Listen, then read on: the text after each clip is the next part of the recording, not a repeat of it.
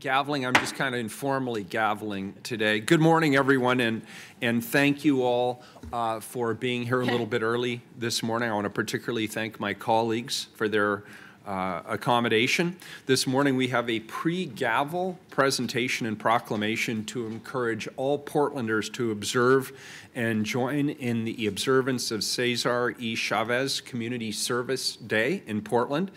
Today we have with us Marvin Pena from the VAS Worker Education Project and my senior policy advisor, Andrea Valderrama, to present.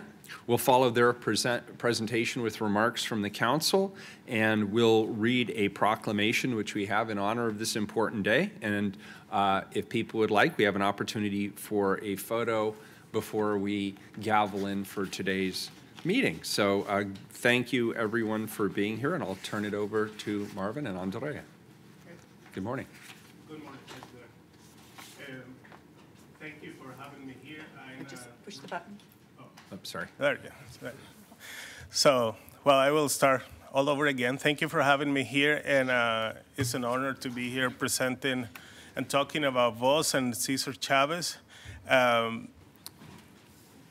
I wanted to connect like Cesar Chavez's work with VOS work, and basically one of the main reasons that we advocate for workers and immigrant workers is basically what Cesar Chavez did. It was dignifying human beings. It's all about the fair wages, fair treatment, and basically that's what he believed in. And that's all the work he did, and the nonviolent protests were all about dignifying people.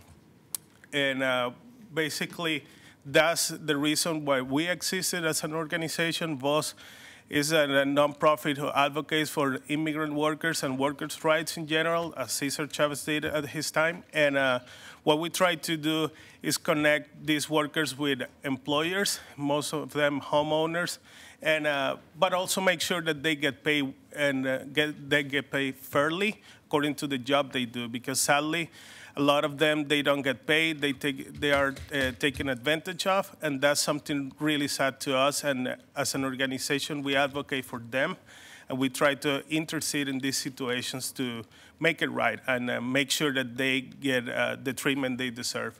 And not just that, but also we try to empower day laborers the same way, again, that Cesar Chavez did, is empowering these day laborers and teaching them skills, leadership skills, and also training in like manual labor skills like carpentry and things like that. So it's all about giving them the power to decide what they wanted to do.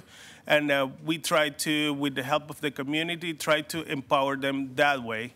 That way they can keep moving forward in their life. So that's something that I wanted to point out, and especially observing this date of Cesar Chavez is something that comes to, to the top of the community and the city that, we have all this population of migrant workers everywhere, and we need to acknowledge that they are there, and we need to acknowledge that they deserve to be treated fairly and with decency and dignity. So that's what we're striving here for and try to accomplish that. One of the reasons we're here is to get the community involved as much as possible and let them know that there is a way, and we are a unique organization in Portland and probably in Oregon that advocates for all these population underserved and mistreated in many ways. So if you have any questions, comments, please let me know, but I'm really happy to be here and have this opportunity. Thank you, Commissioner Hardesty. Thank you. Thank you so much for your testimony. Is wage theft still a big issue in the Portland metropolitan area?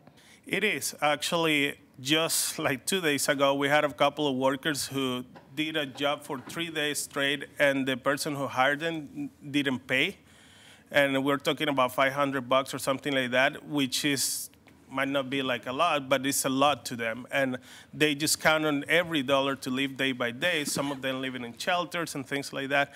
So this is a big issue, and fortunately we partnered with OLC, Oregon Law Center, to have a wage theft clinic and go in there regularly to discuss this case and try to recover these wages, because sadly that's something that happens often. And what is the remedy for workers who have not received their appropriate pay? Right now, we don't have any other solution other than interest for them and try to recover that from the employer.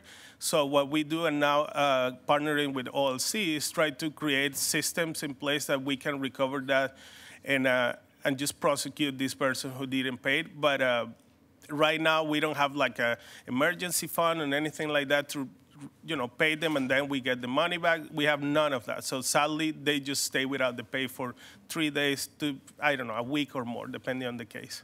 I'm just curious, doesn't Oregon law require, like, BOLI to investigate cases of wage theft? That's the appropriate agency. I'm not sure what the requirement is. Yes. I believe so, Commissioner, yes.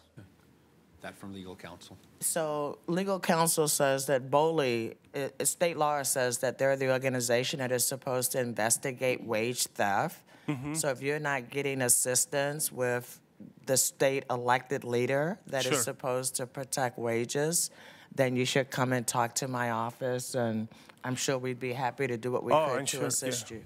Thank you for that. I'll be happy to. Definitely. You. Yeah. Commissioner Fritz. And if somebody watching on television wants to support the work that you're doing at VOS, how would they get in touch with you to donate?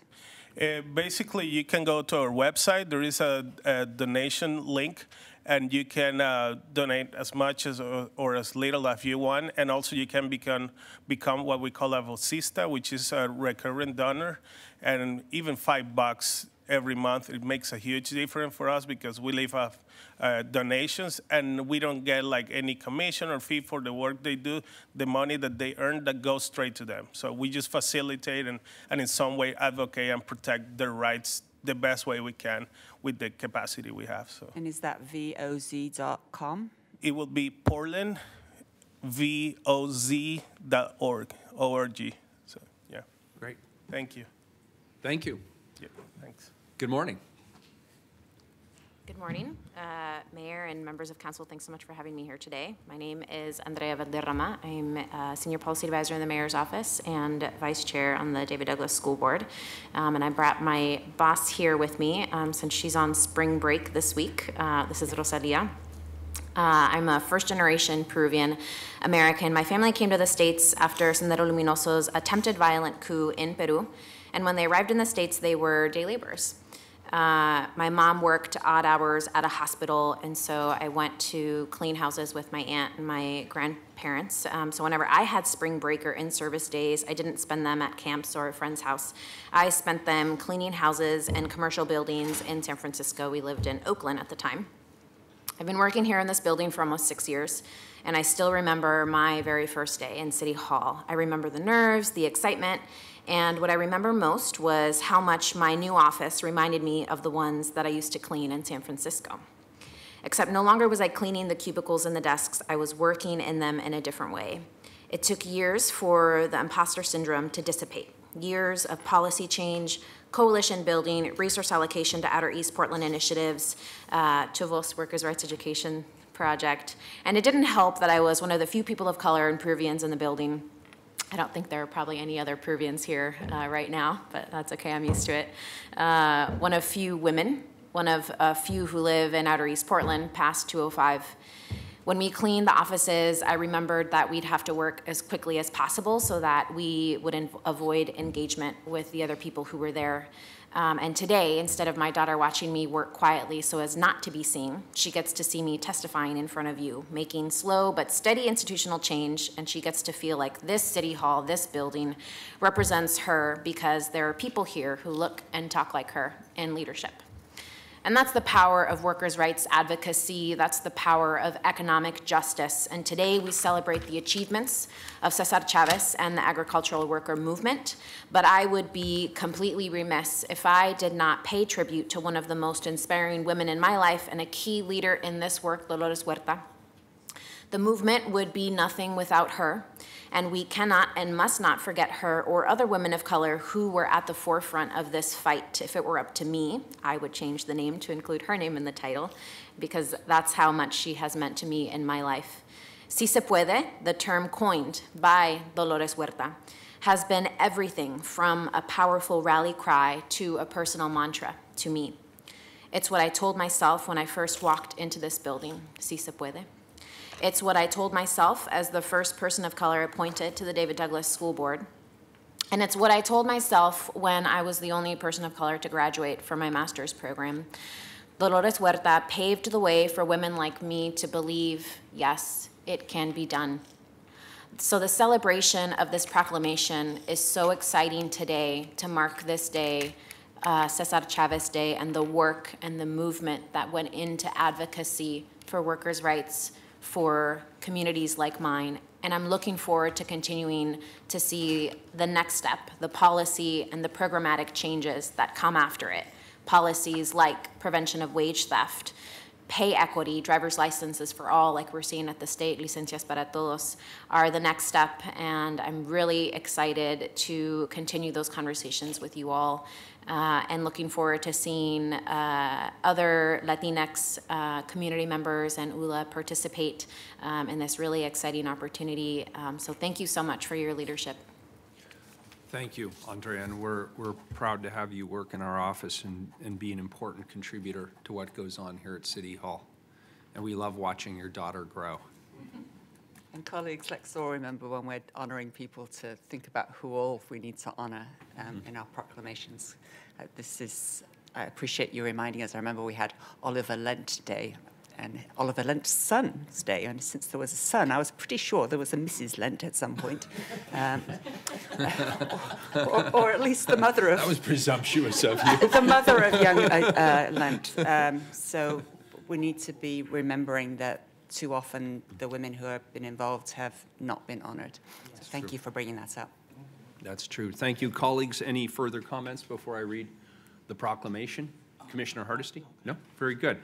All right. So as is tradition here at Portland City Council, we have a proclamation that I have the honor as mayor to read on behalf of the entire City Council, and it is an embodiment of our shared values and resolve. Whereas Oregon has one of the largest farm worker populations in the nation, and whereas Oregon's agribusiness employs up to 86,389 year-round seasonal and migrant farm workers who are key partners for the safety, security, and sustainability of agriculture. And whereas Oregon's farm workers' labor contributes more than $4 billion annually to the state's economy. And whereas Cesar Chavez's dedication to nonviolent organization for just wages, safe labor conditions, and dignity for the women, men, and children who toil in the fields moved him to lead a struggle that included advocacy, public fasting, boycotts, labor strikes, and other peaceful actions. And whereas the life and service of Cesar Chavez inspires us all, on and off the farm, young and old, all who seek progress and justice by peaceful means. And whereas in the current economic times we face, the need for a safe, secure, and just food system is more important than ever before. Now, therefore, I, Ted Wheeler, Mayor of the City of Portland, Oregon, the City of Roses, do hereby proclaim March 31st, 2019 to be Cesar E. Chavez Community Service Day in Portland and encourage all residents to observe this day. Thank you.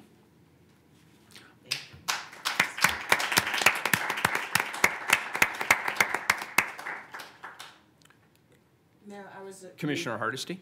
Thank you, Mayor. I was remiss in not thanking a group of folks who helped us to make this happen today, and if it would be Please. okay if Yeah, I please, did of that. course. I want to take a moment to thank Rena Lopez, who's the ED of Paccoon, for her work in helping us with the proclamation. I want to thank Matt McNally from my office, who stepped up to help make this program happen. And of course, Andrea from your office, who also was instrumental in making this happen. And thank you for coming out and just recognizing that we still have a lot of work to do, but we're moving forward. A lot of work to do. Could Thank we, you. Andrea, could we, and Marvin, could we get a photo, and anybody else who'd like to participate up front? And of course, your daughter has to be in it. She's adorable. She's getting big. I remember she's a baby.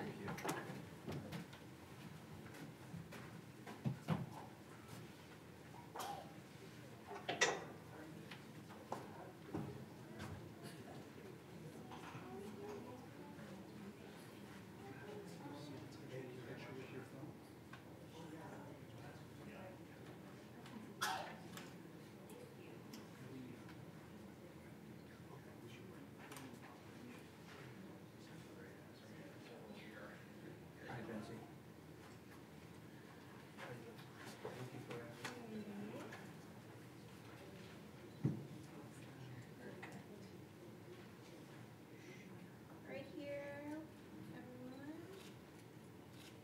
Awesome. Your nod is gone. 1, 2, 3. Appreciate it so much. Thank you.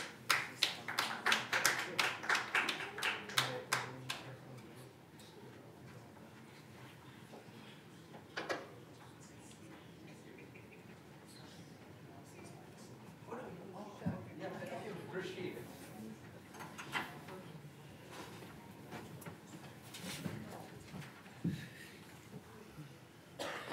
Let's see. Yep, good. We're good to go. All right, Carla, are we ready? Yes. All right, good morning, everybody. This is the Portland City Council session for Wednesday morning, March 27th, 2019. Carla, could you please call the roll? Fritz. Here. Fish. Here. Hardesty. Here. Udaly. Wheeler. Here. Before we begin, we'll ask the city attorney to read the rules of decorum, please. Good morning. Good morning, Mayor. Welcome to the Portland City Council. The City Council represents all Portlanders and meets to do the city's business. The presiding officer preserves order and decorum during City Council meetings so everyone can feel welcome, comfortable, respected, and safe. To participate in council meetings, you may sign up in advance with the council clerk's office for communications to briefly speak on any subject. You may also sign up for public testimony on resolutions or the first readings of ordinances. Your testimony should address the matter being considered at the time. If it does not, you may be ruled out of order. When testifying, please state your name for the record. Your address is not necessary. Please disclose if you're a lobbyist. If you're representing an organization, please identify it. The presiding officer determines the length of testimony. Individuals generally have 3 minutes to testify unless otherwise stated. When you have 30 seconds left, a yellow light goes on. When your time is done, a red light goes on. If you are in the audience and would like to show your support for something that's said, please feel free to do a thumbs up. If you want to express that you do not support something, please feel free to do a thumbs down. Please remain seated in City Council chambers unless entering or exiting. If you are filming the proceedings, please do not use bright lights or disrupt the meeting. Disruptive conduct such as shouting or interrupting testimony or council deliberations will not be allowed. If there are disruptions, a warning will be given that further disruption may result in the person being ejected for the remainder of the meeting. After being ejected, a person who fails to leave the meeting is subject to arrest for trespass. Thank you for helping your fellow Portlanders feel welcome, comfortable, respected, and safe. Very good. Thank you. First up is communications. Carla, if you could please call the first item. Item 264, request of Marina Pogorelov to address council regarding advocating for the homeless. Is Marina here today? I do not see her yet. The next individual, please. Item 265, request of Letha Winston to address council regarding Police Bureau being accountable for their actions and the use of body cameras.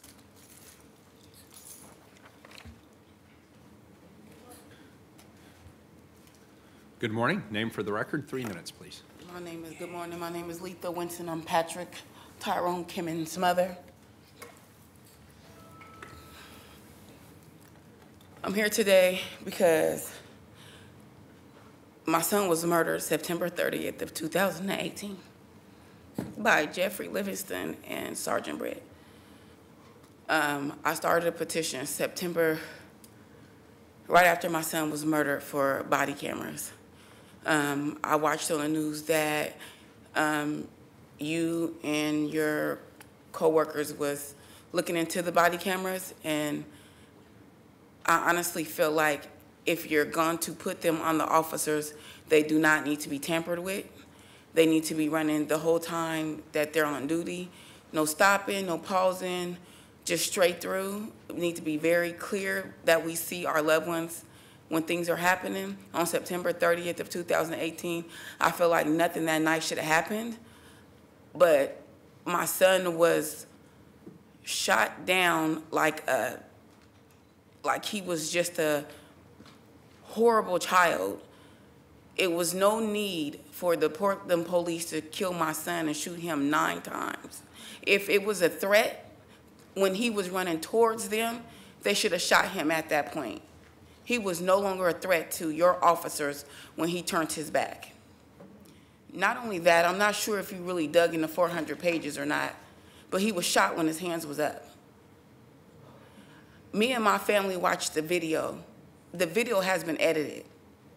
Family and friends watched the video. I was the first one to be able to watch the video before it was released to the press. DA Todd was sitting in there with us. We asked him questions at the time of the video being played. He agreed to all questions. When the police asked my son to put his hands up before anything, he turned around, his hands was up like this. The whole time he was running, his hands was up. Now the video that's released to the press, you don't even see my son's hands up. But in the documentation of the 400 pages, it states 3 or 4 bullets that entered Patrick Kimmons' body was entered while his hands was raised. I'm asking as a parent that have to watch a video of her son being shot 9 times in the back is enough to knock Multnomah County Courthouse down. I'm not sure if you ever lost one, but seeing that video doesn't mean my son was a threat to them. There's other ways they could have killed they could have did to my son. My son paralyzed in two of his left toes. If you watch the video closely, he wasn't even running fast. He was running with a limp. I just want justice. I don't feel like this man should be on the force. Or, you know, I feel like your officers are shooting to kill, and they just need to be retrained, Ted. They need to be retrained. Son of Hightower. Thank you. Appreciate you coming in. Did you have something? Next individual, please.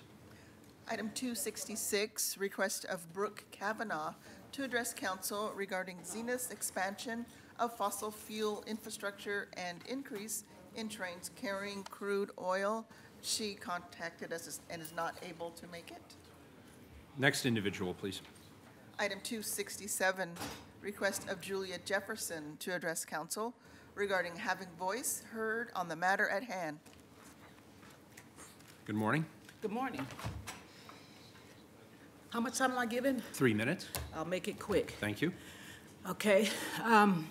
You're sending a very inhumane message to the very officers who have little to no regard for human life.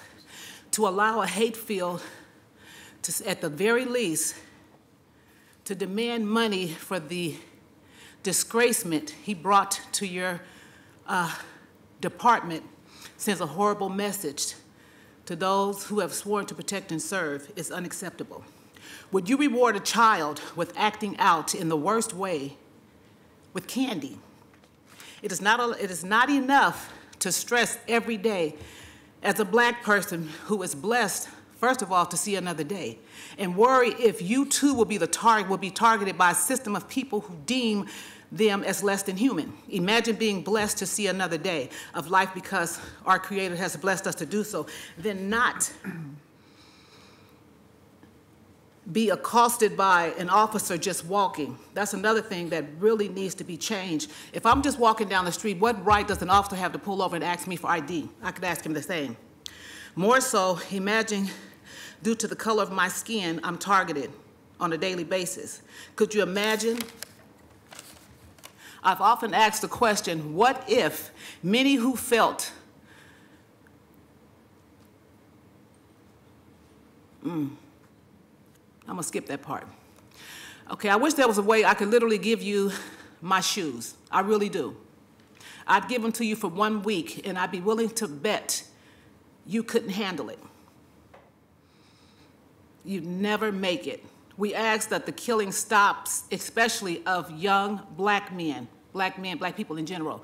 A lot of them are wrongfully being targeted because of the color of their skin. For the life of me, I can't figure out why it happens. Is that officers fear the unknown? Why would you murder a man? Everybody in here knows if you watch even part of the media, or see it yourself, you know it's happening. If your children or loved ones were being accosted on a daily basis for absolutely no reason whatsoever, if your child was labeled as a menace to society because of the color of their skin, more specifically in the educational system, rather than a teacher take the time out to get to know and understand the child, they just assume they need medication.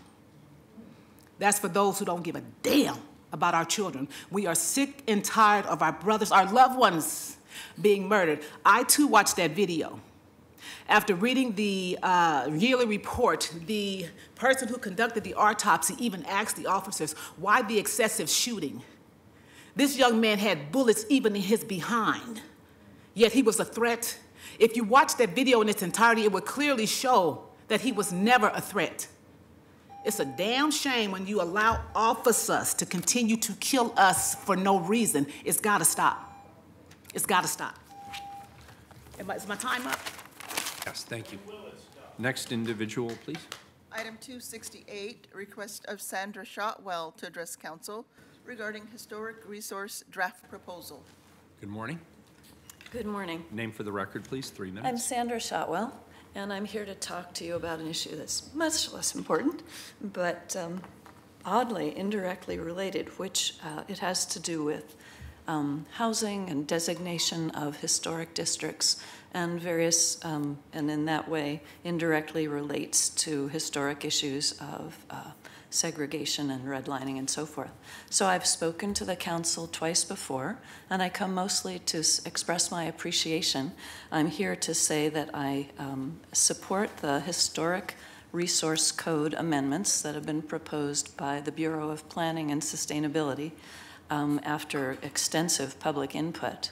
And while there are many, many good changes in this proposal, I thought a personal story about my experience and why I support it might be informative, because I'm going to ask you to support that proposal when it comes to the council for approval. Basically, the way that Oregon and Portland was designating historic resources and historic districts tore the social fabric of our neighborhood apart. And I think it's an example of how neighborhoods and groups of people are torn apart.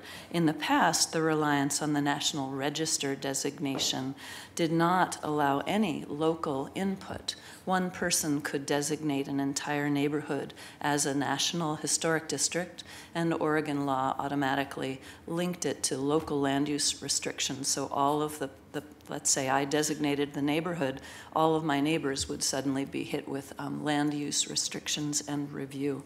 Now, Oregon law changed in 2017, and this bill is part of the city's process of working to come into alignment with new Oregon law. And there's an Oregon law, Senate Bill 927, that I understand the city supports. And what these do is basically give the local community control, once again, about designation. What do we value about our history? What do we want to remember and recognize? It's not just pretty buildings. It's historic injustices and different communities. And therefore, I just thank you for your work with the Bureau of Planning and Sustainability for supporting this, and encourage you to approve it when it comes up. Thank you. Did Marina come in? Very good. So. Have any items been, we don't have a consent agenda this week. We'll go to the first regular agenda item, item number 269, please. 269, accept donation of goods and services, and authorize a memorandum of understanding with Go Lloyd for the improvement of public solid waste and recycling collection. Colleagues, Go Lloyd's mission is to connect people and places by creating partnerships and transportation solutions to make Lloyd, in their words, extraordinary. This ordinance establishes a partnership between Go Lloyd and the city to improve public garbage can collection programs in the area. Go Lloyd was founded in 1994 as the Lloyd District Transportation Management Association. Much better branding today, I would say. In 2014, the organization changed its name to Go Lloyd to reflect the expanded focus on the economic development aspects of its mission. This ordinance will allow the Bureau of Planning and Sustainability to accept the donation of a new style of garbage cans to further enhance their public garbage can program. The city's acceptance of the Go Lloyd's donations will allow the Bureau of Planning and Sustainability to focus funding on their citywide public garbage can expansion projects or other program improvements. The city values Go Lloyd's dedication to the district as a vibrant and inviting place, and we thank them for their generous donations to support its livability. Solid Waste and Recycling Senior Coordinator Kevin Vaudry Casals is here to present. It's good to see you again. Thanks for being here. Thank you, Mr. Mayor, council members. Thank you for this opportunity. I'm very happy to be here representing Bureau of Planning and Sustainability on this ordinance. This is an exciting new partnership between Go Lloyd and our Bureau, and it's going to really improve our overall garbage can program. We already provide some public garbage cans in the Lloyd, and what this donation is going to do is introduce the new style of cans that will eventually become our new city standard. We've started using these new cans in other parts of the city and have received some very positive feedback on them, so we're excited to have them moving into another part of the city now. One of the can's most popular features is that they have an opportunity to display artwork that represents the character of the neighborhood where they're placed. And Go Lloyd has done some really great work in developing some unique designs that I think capture the flavor and the spirit of their neighborhood, and you'll have an opportunity to see some of those in a little bit here. In the future, BPS will replace all of the older cans with the new style, as well as add additional cans to areas like the Lloyd that are undergoing considerable growth. And what this donation today does is it kickstarts those efforts and allows us to get some of the new ones into the Lloyd as well as focus on our citywide expansion. So these donated cans will supplement the 35 cans that are in the area right now as we try to manage the increased commercial and pedestrian activity inside the area. And I am looking forward to the opportunity to continue working on this partnership with Go Lloyd and providing this vital service to a very important part of the city. Thank you. Commissioner Fritz. Before you go on, when we had this discussion about downtown cans, I was promised that there would be a place for people to put recyclables at the side of the can, and they're not there yet. What's happening with that, and will these new cans have an opportunity, a place where people can put cans and bottles? Right. So for the downtown cans, we have, I believe it's 10 that we're piloting those side baskets on now. We don't have any hard data, but so far, anecdotally from the hauler, they're working fairly well, and we do expect to put those on all of the downtown cans and future cans in new areas. We were a little cautious about pushing forward with those and the new cans in the Lloyd until we had a little bit more information on how they were being used, but so far it looks promising. It's very important to me, so I hope that as they go in, we can expand the pilot, shall we say. Yes. You can always take them off again. Commissioner Hardesty. Thank you. I just had a quick question. So the cans are donated. How do they get picked up? So And who pays for that? Sorry. We currently pay for the collection of the cans citywide. The Lloyd District is served by a private garbage hauler, and they'll continue to provide that service, including these new additional cans that we're going to be adding. And that's paid for out of the Bureau of Planning and Sustainability's Solid Waste Management Fund.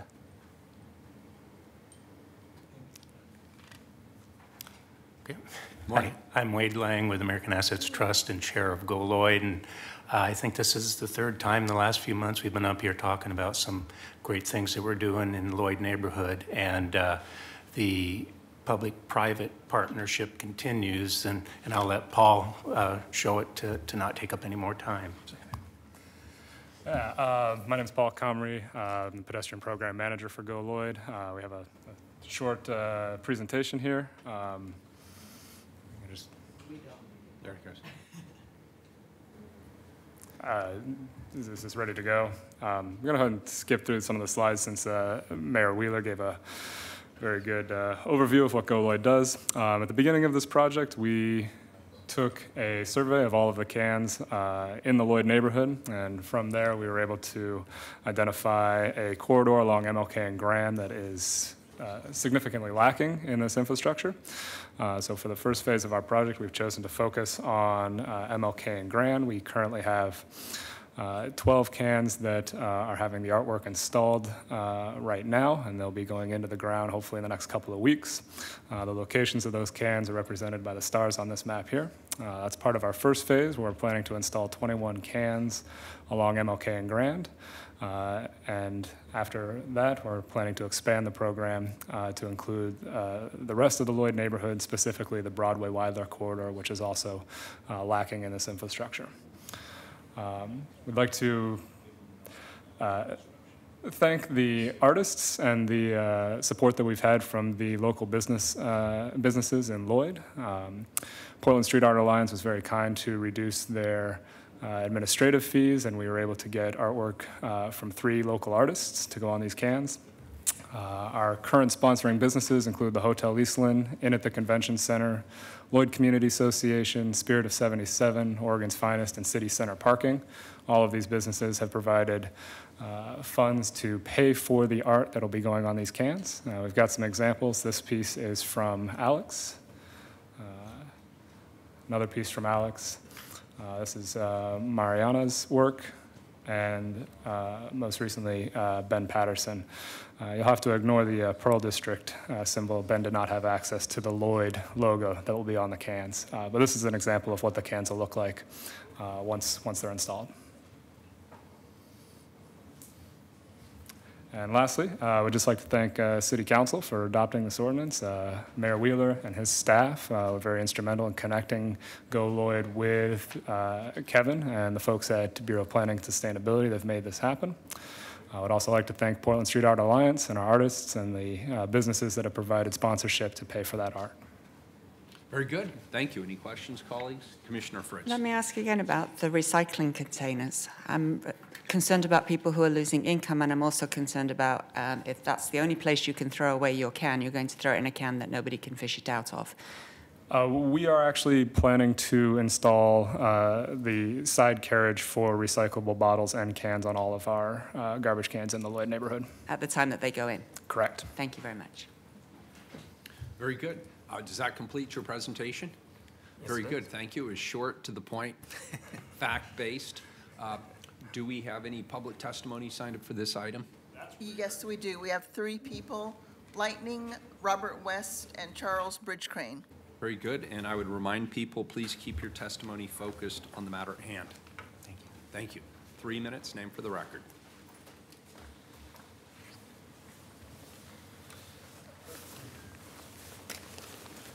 Good morning. Good morning, Commissioners. Charles Bridgecrane Johnson, and it's great to be here to talk 269. And as was noted by one of the testifiers, the Lloyd District has been here before. I want to thank Amanda Fritz for her attention to the fact that we have people that live in the city whose only income or whose only $700 Social Security income is supplemented by getting 10-cent cans out of the trash, and that's causing some logistical problems for here in downtown as they go hunting. I think it was noted, I think, that BPS pays for trash collection from these. And when we're talking about the Lloyd overall, the Lloyd has $70,000 to pay for a special district attorney. That's really not needed anymore. It's a great neighborhood, Velo apartments and stuff like that. I think that the LID for the Lloyd can self-fund its garbage collection. I don't think it needs to be looped around through the Bureau of Planning and Sustainability. So I hope that BPS in their next budget and you as commissioners will look at the funding model for public trash collection, and also if they really should be continued approval of $70,000 so one section of the city can have a unique special attorney, district attorney. Otherwise, in the Lloyd, it's great to know that we'll be moving trash cans and improving public services along MLK and Grand, a neighborhood where Portland police murdered, killed, homicided Keaton Otis on this day when we're remembering times when our police have used lethal force. It's happened twice in that district. Once was an armed veteran that did have a gun in a parking garage. So I hope that these small livability improvements will also be matched with more livable police conduct. I know Chief Outlaw spoke last night at the PSEP, and you were there for a little while, Mayor, so I hope we're on the right track for better, livable, safer neighborhoods for everyone on the spectrum of Portland citizenship, from people who have been marginalized, people of color, to people of any ethnicity that have to live digging trash and recyclables out of the garbage, to the developers that originally created the Lloyd when it was a district. Thank you. Good morning. Good morning. My name is Lightning. I represent Lightning Super AI Humanity. One of the concerns I had on the Lloyd bid is something Charles Bridgecrane brought up, is on that DA, the $75,000 of the DA and another $20,000 toward their office. Now, other than that, I don't have any issues with Lloyd bid. I may have a question on the term donation, because it's my understanding technically we've funded the Lloyd bid close to $500,000 for the year. So is it really a donation? I mean, we're funding it per se through the property owners through this bid agreement, and then they're going to donate back to the city. So, you know, I always have questions on, quote, the donation and the intent of the donation. Have we actually done a study on these type of containers? How many do we need in the city around a one area block? I mean, how many do you actually need? I mean, what type of study shows us with a certain population base, how many of these do you actually need? Have we actually had an actual study done? So maybe we need more in a lot of other areas, and we need to really focus on that until we actually have the data in front of us. How do we know how much we need? And, you know, just pertaining back to that DA, and I've always had a problem on it, is my feeling, if that's unconstitutional, anything that DA has done, those cases could be overturned in the Northeast area. And I've asked over at Multnomah County for them to check on that. And I don't have any issue with DA Underhill, okay? I don't have an issue with him. He knows where I'm coming at on this. What angle I'm taking is that if it's unconstitutional and it's controlled within a group of wealthy property owners, it really needs to be dismantled. And any case that was brought against somebody, if it's proved to be unconstitutional, if they're sitting in any jail, they need to be released immediately. And this is in Northeast Portland. This is happening. And so I want somebody who really make a stand and just look at that agreement between the DA and Lloyd bid, and then look at any cases brought against anybody and say, I think it's unconstitutional, we'll throw everything out now. Now, that would be a historic move for somebody to make. And I'm the kind of person to do that. Because the worst that's going to happen to me, I'll be excluded and I'll be, you know, maybe pushed around out on the sidewalks by law enforcement, but I don't care. You know, I can just go from place to place and they have to hunt me down. It doesn't matter to me. That's the life I live. But you know, the reality is I want this to be checked on. Thank you. I want it to be looked at real close, taken serious. Thank you. Is it unconstitutional or not? Thank you. Carlos, anybody else signed up for this item? Very good. Colleagues, any further questions? Call the roll. Fritz, Well, it doesn't surprise me at all that the Go Lloyd is doing the right thing with having the recyclables on the side of every bin as they go in. Thank you for your partnership with Right to Dream 2 and all the other good things that are happening in the district. Thank you, Kevin Vodrick-Asau, for all of your work on this issue and looking at it in very great detail. As you know, I'm inordinately interested in trash, and I think it's very important that people have options, because apparently it's too difficult to hold on to your coffee cup until you get home and throw it away there. Aye. Fish. One of the byproducts of a successful city where we're attracting a lot of tourists and a lot of people to the downtown corridor during the day and in the evenings is we're generating more garbage. And we have had historically too few garbage cans throughout our city. The mayor has taken this on as a challenge with the business community to get more garbage cans out. I will tell you, as someone who lives and works downtown, it's making a difference. It's discernibly better with people having more places to deposit their trash. I want to thank our friends in the Lloyd District for stepping up and being part of the solution and their donation of these cans. It's the right move, and we're very appreciative. Aye. Hardesty. Aye. Wheeler. Well, first of all, let me just say, I think we all have a disproportionate interest in garbage these days, and I want to thank the BPS staff, Kevin in particular, for working hard on this, and Wade and Paul on behalf of all the good people at Go Lloyd. For me, this is just absolutely a no-brainer. It's a great example of a public-private partnership, and the donation that Go Lloyd is making in this case actually allows us to expand the trash receptacle program citywide to other parts of the community that perhaps don't have the resources to be able to chip in and purchase cans. So I'm grateful for that broader perspective as well. Thank you for coming in. I vote aye. The ordinance is adopted. And Kevin, my understanding is you'd like a photo up front. Is that correct? Do you mind, folks, if we just take 2 minutes and get a quick photo? Thank you.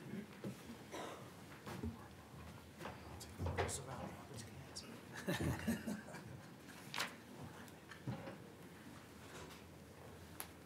getting good at this photo thing. We should have a garbage can with us. Shame we don't. I'm not standing next to a garbage can. You'll stand next to worse, trust me. Okay, 3, 2, 1. One more. 3, 2, 1. Excellent. Thank you. Thank you very much. Thanks so much. Really appreciate all your work. Thanks again. Appreciate it. Thanks so much. Yeah, it's good seeing you. Thanks for your hard work.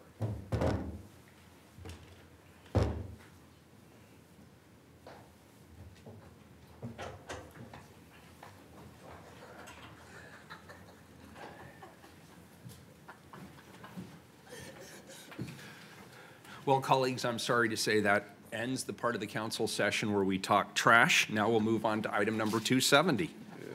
Just couldn't resist it. Authorized contract with Just Bucket Excavating, Inc. for Springwater Corridor Bridge number 48 replacement for $1,169,669. Welcome. Colleagues, over a century ago, a rail line ran through the Springwater Corridor. Today, it is one of Portland Parks and Recreation's most popular trails for cycling, walking, and rolling, connecting southeast Portland to the central city. Johnson Creek and the Springwater Corridor are intertwined with at least 10 trail bridges over the creek. This creek was once host to abundant native fish populations, including threatened salmon species. Today, we will hear about a wonderful project that will be good for salmon and users of the trail. We have Larry Palat, Robin Laughlin, and Marlo Medellin. Robin is the Portland Parks and Recreation Bond Manager, and Marlo is the Parks Capital Project Manager, and Larry, of course, is Procurement Services Manager. Larry, we'll turn it over to you. Thank you. Good morning, Mayor, Commissioners. I am Larry Palat, Procurement Services.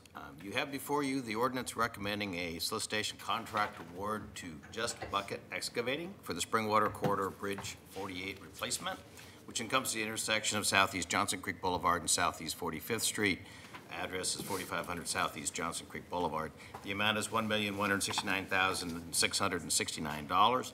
The engineer's estimate on the project was $930,000. Thank you. Oh, you can't hear me? This big mouth and you can't hear me? I'm surprised. Anyway, Just Bucket Excavating is the lowest responsible bidder at $1,169,669, which is $239,669, or 25.7% over the engineer's estimate. The project had a very tight bid frame, and it was categorized as emergency repairs because the existing bridge has deteriorated to the point of being essentially unusable. Portland Parks and Recreation Procurement Services, along with Just Bucket, has identified an aspirational goal for co-bid certified subcontractor supplier utilization of 20% of the hard construction costs. There is a total. What does co-bid mean? I was going to get right to it in the next Sorry. paragraph. No problem, Commissioner. I apologize for Co-bid is the Certification Office for Business Inclusion and Diversity. We kind of swapped it out for the old DMWESB SVDBE. That just was too hard for me to say. And this so, isn't any better. but it isn't going to. But I have taken, in the next paragraph, I'm going to identify out what the firms are, per the requests of Commissioner Hardesty and Commissioner Fish. There is a total of $406,319, 34.75% co-bid certified participation on the project, including the prime contractor at $394,534, which is 33%. The prime contractor, Just Bucket Excavating, is a State of Oregon co-bid certified as a D, or disadvantaged business enterprise, and an M, minority-owned business enterprise. There's $11,785 apportioned to a W, or a women-owned business enterprise. Just Bucket Excavating is located out of Albany, Oregon. They are state certified, DBE and MBE. They're included in the city's prime contractor development program. That was where this project originally started. And they're in compliance with all of the city's contract requirements. If council has any questions relative to the solicitation or the bidding or the contracting process, I can answer them, or we have Marlo and Robin here for a project presentation. Let's do the project presentation, and then we can take all the questions. Thank you. Good morning, Mayor Wheeler and council members. My name is Robin Laughlin. I'm the Bond Program Manager for Portland Parks and Recreation. With me today is Marlo Median. She is our project manager for this project, and she'll be giving a brief presentation on the Springwater Corridor Bridge 48 replacement project. As Larry stated, we're here today to accept the bid from Just Bucket Excavating for this project, and also to share a few details about the project itself.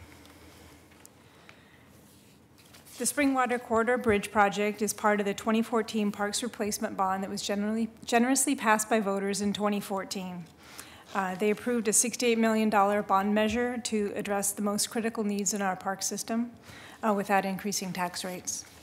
As you know, the bond funding goes towards the park's most urgent needs in 7 priority areas: playgrounds, trails and bridges, pools, accessibility, protecting workers, Pioneer Courthouse Square, and restrooms and other facilities. Clearly, this project fits within our trails and bridges focus area, and it's the 3rd Parks Replacement Bridge project to go into construction as part of the program. The funding for this project comes completely from the bond, and with that, I'd like to introduce Marlo to give you a few more details about the project. Thank you, Mayor Wheeler, Commissioners. My name is Marlo Millian. I'm a Capital Project Manager. The Springwater Corridor, Bridge number 48, as its name suggests, is located along the Springwater Corridor. The Springwater Corridor Trail represents the major southeast segment of the 40-mile loop, which was inspired by the 1903 Olmsted Plan of a parkway to connect park sites throughout the city. The bridge itself is located in the city of Milwaukee at the edge of southeast Portland city limits. Although this might sound unusual, the city of Portland actually owns and maintains the Springwater Trail up to the city of Gresham. The image shows the project area at the intersection of Southeast Johnson Creek Boulevard and Southeast 45th Avenue. The trail leading to the western end of the bridge is within the Portland city limits, necessitating permits both from City of Milwaukee and the City of Portland. The project will replace an aging 8-span wood trestle bridge.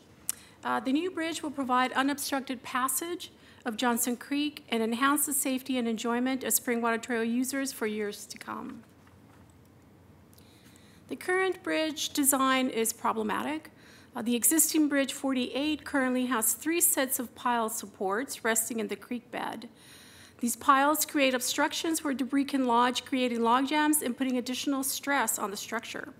In 2013, in fact, the bank armoring failed and had to be replaced under emergency response. You can see from this photo that the pilings reach into the stream bed, causing debris collection and pressure on the structure. All these obstructions have the added impact of constraining fish passage. In addition, the section of trail this bridge supports is heavily used by cyclists. This project will remove the current failing bridge and replace it with a new 2-span bridge. The new bridge will be constructed of durable core-10 steel construction with wood top railings and concrete decking, thereby reducing maintenance cost. They also provide an accessible, smooth bridge surface, replacing an uneven, aging timber deck, and create enhanced stream viewing opportunities. The project serves Southeast Portland, particularly the Ardenwall, Johnson Creek neighborhood, which is part of the Southeast Uplift Neighborhood Coalition. Public involvement for this project is at the informational level, as the bridge replacement project is largely technical with limited opportunity for public influence on design.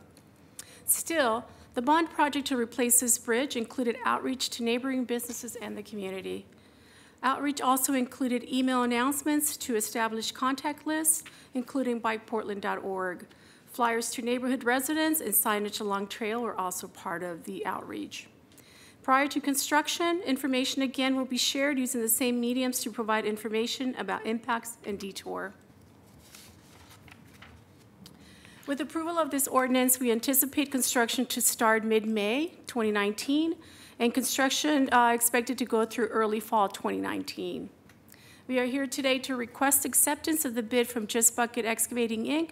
for the Springwater Corridor Bridge 48 replacement project in the amount of $1,169,669,000. Mayor, I have a question. Commissioner Fish. Excellent presentation.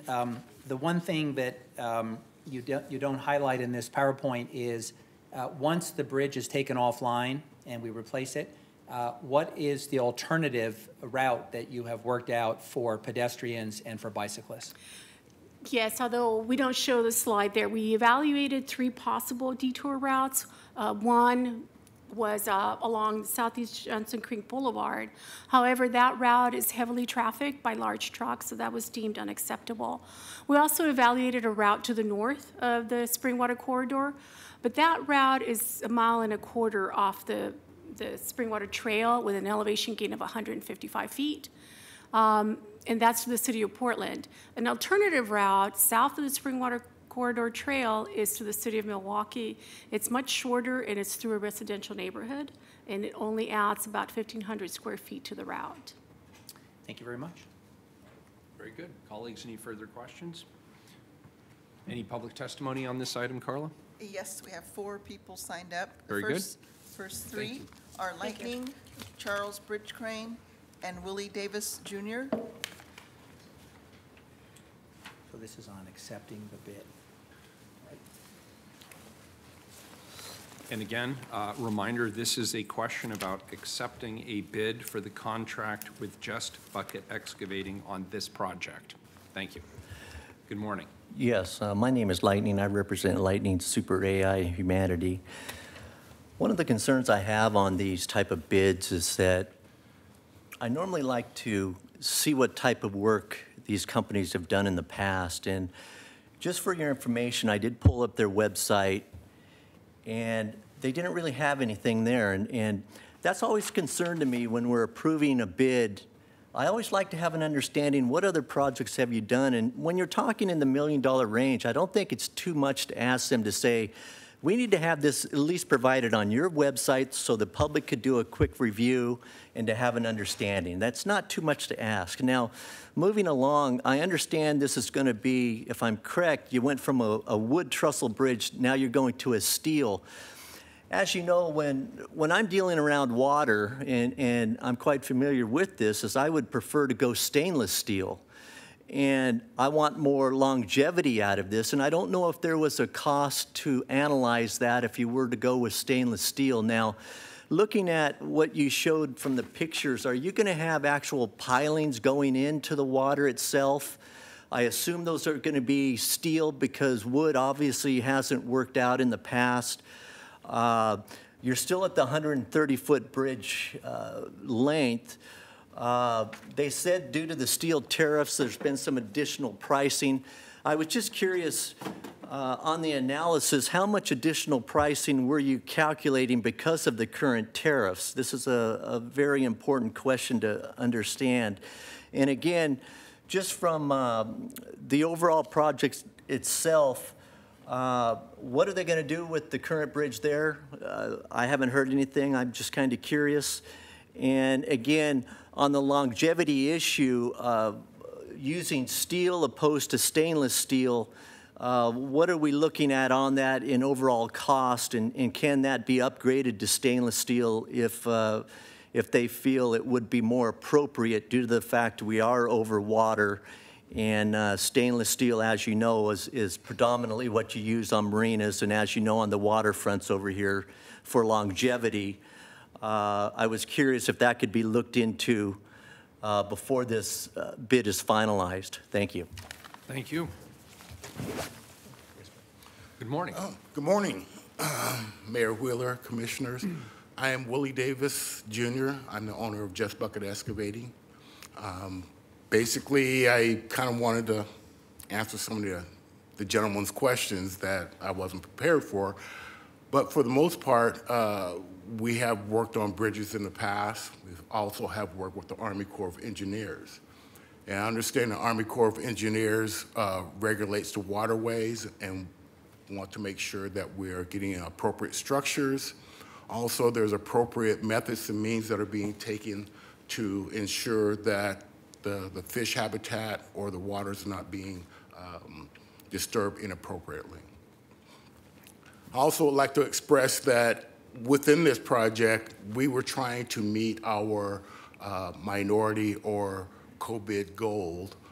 This is a unique project, and within this area, I think it's very difficult in which we're going to try to install this bridge. There's overhead power lines, there's a confined space, and when I reached out to a number of the other subcontractors to see if they were interested in working with me on this project, I think they were a little leery due to the nature of this project. I reached out to my NAMCO members. I reached out to my PWBC members. Just Bucket in the past have put out a great effort to include co-bid, minorities, women. I have other projects in which we have made sure to maintain the goals that has been required by the City of Portland and by this council. I look forward to this project. As I say, we do have the experience. We just recently completed a project with the subcontractor that I have on board, which is Oregon State Bridge. We completed the project over in Tillamook where we installed thousands of feet of new drainage and also a new bridge to improve the traffic and so forth there. Thank you. Appreciate it. Commissioner Hardesty. Thank you, Mayor. Thank you so much for being here.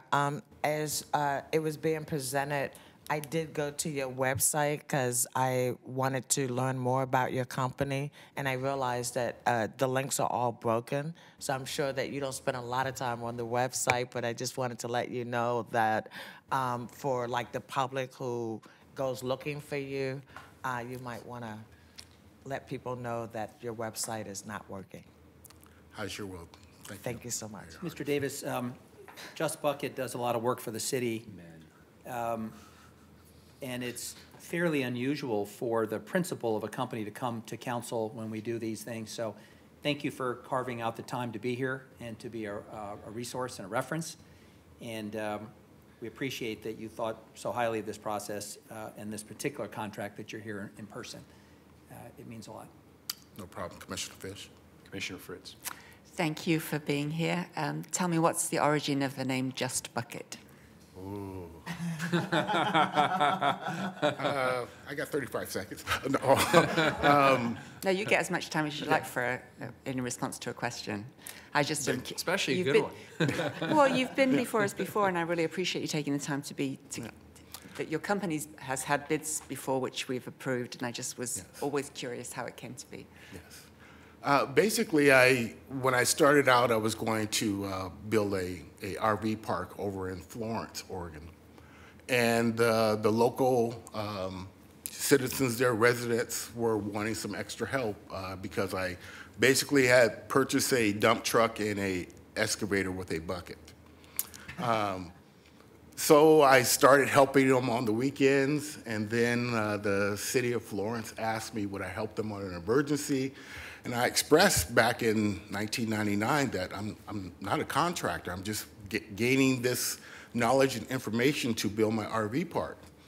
And then the federal government came and talked to me about getting involved in some of their contracting.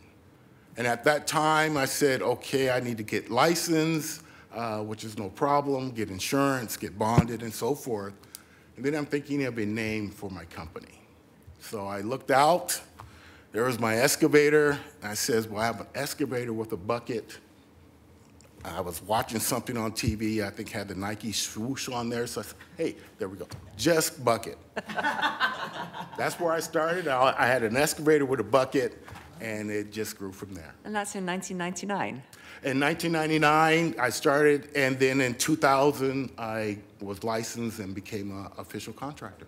That's fabulous. And now you're getting this $1 million contract. Thank you for your work, and thank you for your work engaging other minority firms and women in subcontracting. Thank you. Thank you. Good morning. Good morning, Commissioners. For the record, Charles Bridge Crane Johnson, and it's unfortunate that, well, I'm glad Chloe won the election, but the Bridge Crane goes back to the days of Steve Novick and the Bureau of Transportation. Now if we can just get a group of University of Oregon alumni to do some minority contracting, we can have Just Ducket, and we can work our way down the alphabet from there. I want to particularly thank Commissioner Fish for pointing out that a lot of times when we award contracts to even more established businesses with larger support staff, we don't get a representative from the winning bidder to come and be able to fully interact with the council and ask questions both significant and trivial and wonderful. So I want to thank the business owner for taking time to engage and kind of cultivate more of a small town, traditional Portland feel of people working together to do projects that really help the community. This bridge, I didn't even know there was an Ardenwald neighborhood. So ardenwald.org actually for the neighborhood site. So I look forward to these improvements. We're maybe not done talking trash, because anytime we talk about the Springwater Corridor, we have to make sure that everybody in the city, for the quality of life of everybody in the city, has access to trash disposal. So I hope that as projects are happening along the Springwater Corridor, whether it's Parks and Recreation, Bureau of Sustainability, we can make sure that we're not letting people who may be facing houselessness, depression, whatever, accumulate excess trash. Instead of punishing them, we need to just realize what services need to be provided. Thank you very much. Thank you. And the last person who signed up is Vienna Priest. Is somebody named Vienna here? All right, very good. Colleagues, any further discussion? This is an emergency ordinance. We'll take the vote. Please call the roll. Fritz? Thank you for the presentation and again for the contractor being here. That's a beautiful bridge. I'm really impressed. Definitely, when we're doing the fixing our park bonds, we're trying to make things better as well as just fixing them. And so thank you for the effort that's gone into that. Thank you, Commissioner Fish, for bringing this in and for thinking also about the route and the best route to get people around it. It's kind of impressive. It's bridge number 48, which is daunting as to how many others across the city need to be fixed as well. But I'm continue to be very grateful to the voters for approving the money for this, and to the Bond Oversight Committee and the staff for making sure that it's being done right. Thank you. Aye. Fish? Well, Commissioner Fritz, thank you for leading the way on the Parks Replacement Bond. This is yet another example of where, under your leadership, the taxpayers have stepped up to help fund infrastructure improvement. I also want to do a shout out to the Parks team. It's a beautifully designed bridge. And I particularly like the fact that we're removing all the pylons that are in the river. And so the bridge will be supported on the embankment, which is good for the fish that swim underneath. Thank you to Larry Palat and his team at procurement, and again to Mr. Davis. Thank you for taking the time to join us here today at our hearing. I'm pleased to vote aye. Hardesty? Thank you. I also want to add my thanks to Larry Palat and his team for hearing how important it is to know who's getting contracts with the city of Portland and how we're doing on our goals of making sure that city contracts are available for all communities to be able to benefit from. I appreciate your work, Commissioner Fish, and as you continue to support making sure that we have as equitable a contracting as possible, especially through the parks bond replacement work that we're doing. I support this, and I greatly appreciate Mr. Just Bucket Excavation for actually being here. I don't think I've ever actually seen a contract recipient show up to talk about the work that they do and how their business has grown because of their partnership with the city of Portland. I vote aye. Wheeler? Great project. Thank you, Commissioner Fish, for bringing it forward to the council.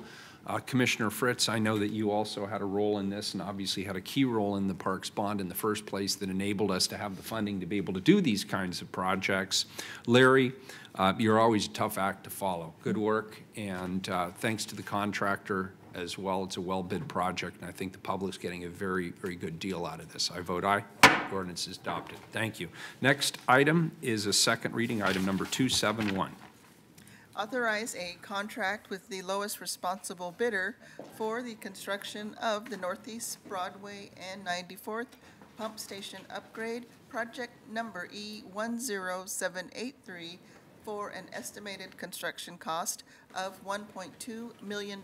Colleagues, this is a second reading. We've already heard a presentation and taken public testimony on this item. Is there any further discussion? Carla, please call the roll. Fritz? Aye. Fish? Aye. Hardesty? Aye. Wheeler? Aye. The ordinance is adopted. Thank you. Item number 272.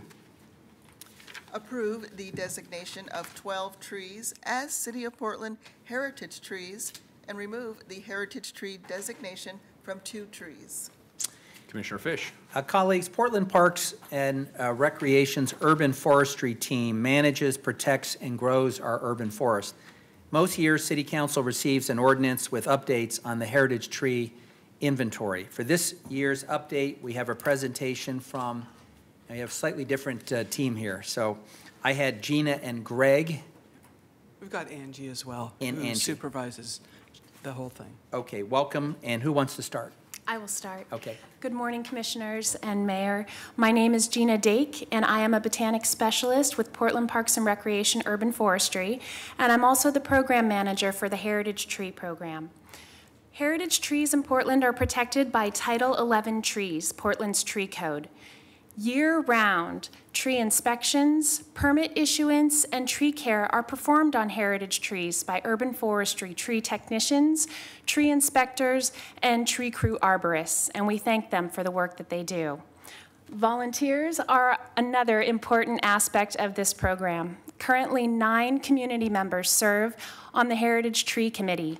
They attend tours of heritage tree nominees, and they help decide which trees to bring to the Urban Forestry Commission and ultimately council.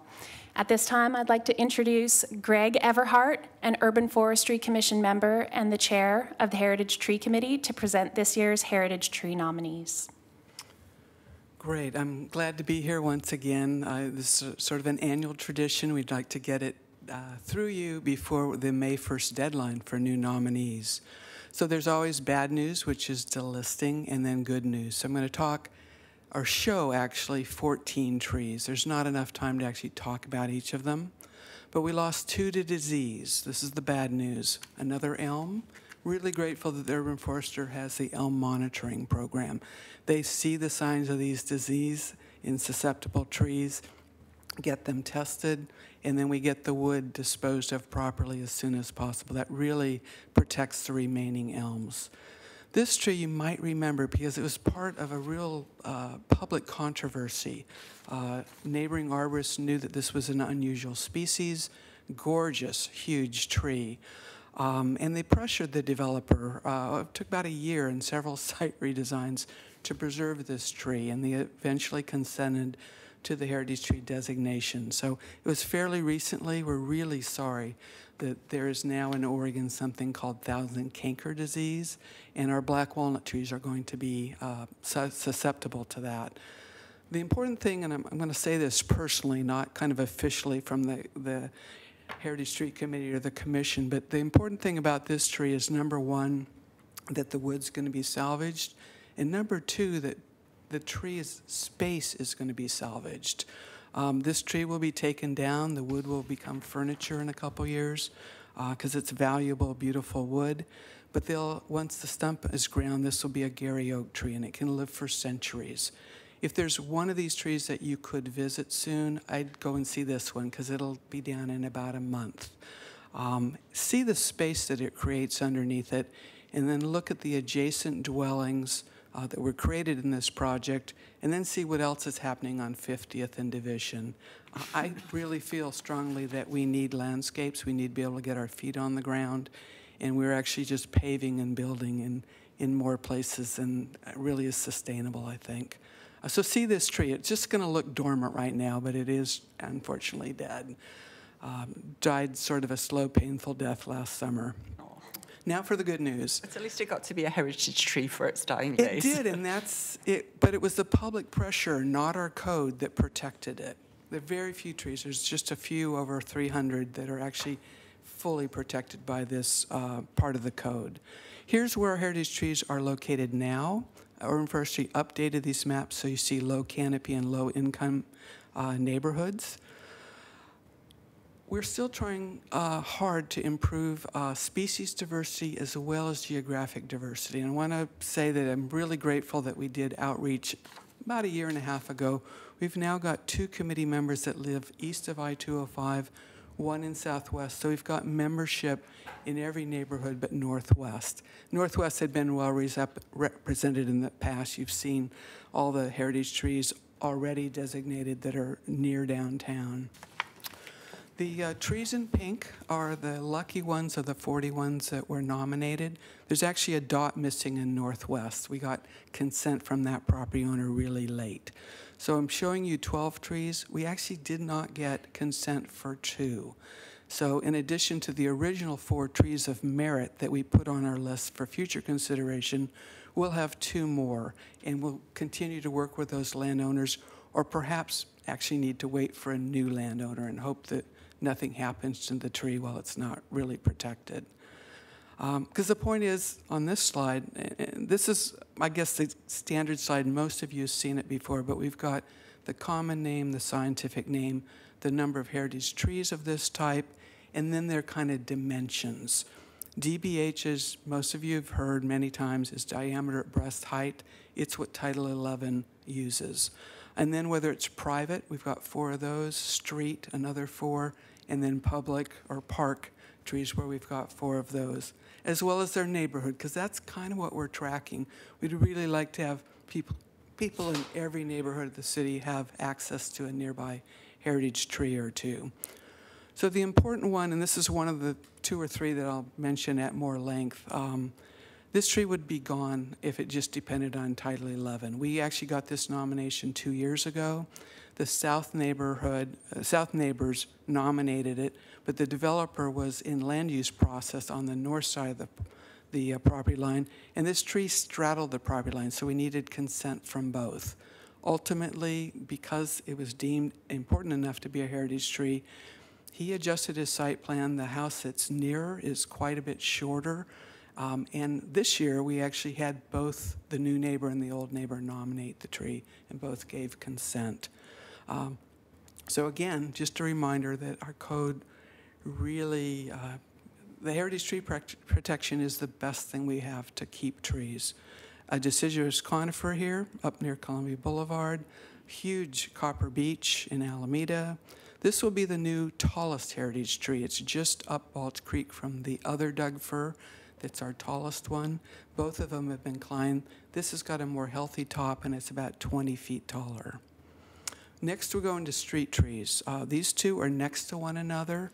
And I think the important thing is that these were, up till now, taken care of by the private property owner. We look at these very carefully because Urban Forestry will now maintain these. But people love their trees. They invest a lot of time, and in some cases, paying for an arborist, a lot of money. Beautiful. This is actually the smallest of the trees, so you go from really large to small. Had no idea that species could grow that big. And then this one's the other one I wanted to speak at length at. Not that there's that much time, but this was one that we discovered when Urban Forestry Commissioners went out to a Jade District meeting, and they wanted to know about barriers to planting trees. And a couple of the residents that are members of Apano said, man, our culture's trees need to work. And they actually pointed out this tree because basically it provides chestnuts, and each fall the grannies are out doing, picking up the nuts. So it's like a cultural, historic sort of feature of this tree. This one, I'm sorry not to talk about, John, but this is Cathedral Park, and an unusual species. The neighbors actually paid for each of the very diverse trees in this park. Columbia Children's Arboretum, this will be the first heritage tree in that neighborhood, half again as big as the existing heritage tree of that type. This was planted by John and Lila Leach, actually in our Parks Botanic Garden, be the second one in Pleasant Valley. And this is the last tree, and it is a monster. This is a species that I don't expect to ever actually live more than 20 or 30 years. I would not put it in a planting design as a landscape architect. But it has endured. It was nominated by two folks that work for the Oregon Champion Tree Register. One of them is actually called a verifier, so he does the measurements. And the other wrote a really great nomination form, talked about the history. So this tree could be like 110 years old by now. It was also nominated 2 years ago. Sometimes these take a while to be resolved, but there were concerns about this site being sensitive. So we've agreed that the sign that designated it as a heritage tree, if you approve it, will be on the fence, and that somehow or another we'll find the funding to make another sign that gives a little history of the development of the nature park and how special and unusual this tree is, but how people need to not approach it. So the final one is my whole committee. I couldn't do without them or with Gina and other urban forestry staff. And Gina and I'd be happy to answer any questions you might have. Very good. Colleagues? Great presentation, thank you. Thanks. Fantastic as always. Great. Both beautiful and interesting. Thank you. Oh, they're great trees. Yeah, they certainly are. Thank you for bringing them forward. Is there any public testimony on this item? Yes, I have 3 people signed up. Lightning, Lorax Dubois, and Charles Bridge Crane Johnson.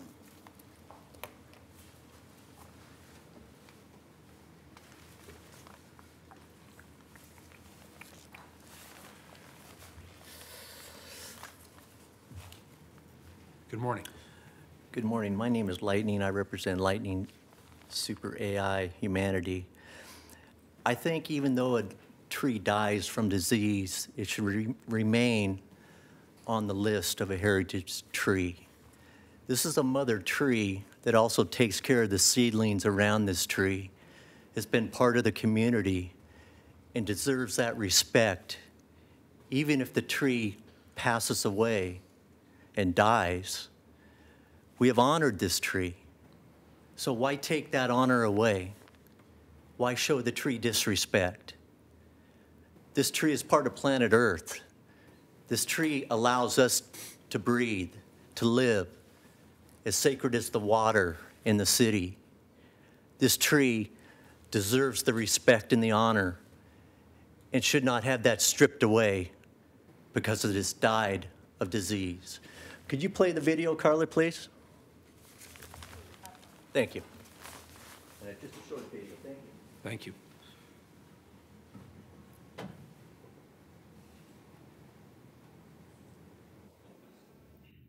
We could drink out of any river.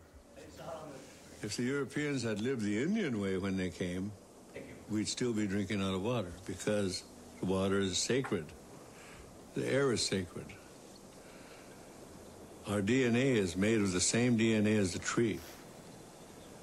The tree breathes what we exhale. When the tree exhales, we need what the tree exhales. So we have a common destiny with the tree. We are all from the earth. And when the earth, the water, the atmosphere is corrupted, then it will create its own reaction. Mother is reacting. In the Hopi prophecy, they say the storms and floods will become greater.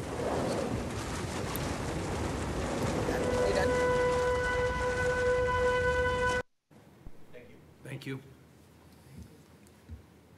Good morning. Good morning, Commissioners. Charles Bridge Crane Johnson for the record. It's unfortunate we don't have Lorix Dubois actually at the table to testify, but I'm sure that they would remind you that unless someone like you cares a whole awful lot, nothing's going to get better. No, it's not. And so it's great to see this team of Heritage Tree workers letting us know the challenges and just the natural cycle of losing a couple trees. It's also great that when you go to the search engine of your choice and type in heritage tree, probably the first thing that will come up is portlandoregon.gov/parks. Although, as we heard from the team, some people prefer the term champion tree. Apparently the state likes champion trees. But it's just, I think, one of the positive Portland things to see that we can have this registry and engagement around people caring for the trees, and Lightning even providing us with a video that reminds us of the same thing that hundreds or thousands of kids were gathered in front of City Hall for, is that we're a part of this world. It's a symbiotic function, and like we're doing with Clean Energy Jobs program, we need to learn to regulate our behavior, to work in harmony with nature, and have jobs that aren't just exploitive and extractive, but where we work in harmony with trees, less chemicals. Some of these trees are not just victims of things like Dutch elm disease, but are affected by our air quality here, the fact that we live in a Superfund location, a city with a river that we're getting going on trying to manage and sequester that pollution. So the Heritage Trees Project is not just about these great and beautiful trees and the good programs we have to help people engage with those trees, but to remind us of that economy is sort of a bad word the way we use it now, because we think it's all about finance. But eco and nomos are the laws of the environment. And if we break those laws, we're going to punish ourselves. Thank you very much. Thank you. Commissioner Fritz, did you have a comment? No, I have a question for Commissioner Fish. You bet. I'm just wondering, is there a reason we could we add an emergency clause to make sure these trees are protected as quickly as possible? Be delighted. So I move we add an emergency clause because it's in the public interest to protect the trees as quickly as possible. Thank you, Commissioner. Very good. We have a motion on the table. Any discussion to the motion? Please call the roll on the amendment. Fritz? Aye. Fish? Aye. Hardesty? Aye. Wheeler? Aye. The ordinance is amended to be an emergency ordinance, now to the main motion. Any further discussion? Please call the roll on the ordinance as amended. Fritz. Well, traditionally, it's been Commissioner Saltzman who has said this is his favorite topic of the year, but I'm going to take over that mantle and encourage you, Commissioner Fish, or whoever's in charge of parks next year, to have an even longer presentation, because I really enjoy seeing the variety of trees that we have in our city, the different places, the outreach efforts that have been going on to try to get more trees designated. I am mindful that there isn't one in my neighborhood, and I'm hoping to rectify that at some point. We'll try to get it in by May. So the deadline for this year's review is May 1st, and you can go to the Portland Parks and Recreation website to see how to nominate a tree. As was noted, the property owner has to agree, unless it's a street tree, I would assume, because the street trees are owned by the city, even though they're cared for by the adjacent neighbor. So it's a great opportunity to make sure that there is that extra protection. And as we saw in the photographs, it doesn't mean you can't develop. It may mean you may have to have a slightly smaller development, which in many cases means more affordable development. It might mean that you have to be more thoughtful about it, but it certainly doesn't preclude development to look after the trees. Aye. Fish? Commissioner Fritz, I'm glad you mentioned Dan, because I remember so well during the 10 years that we served with him that he would often, regularly every year that we had this presentation, said this was his favorite presentation. And we'll certainly take your recommendation up next year. I want to thank the Parks team for an excellent presentation. I want to thank the Urban Forestry Commission and the Heritage Tree Committee for the work that they do.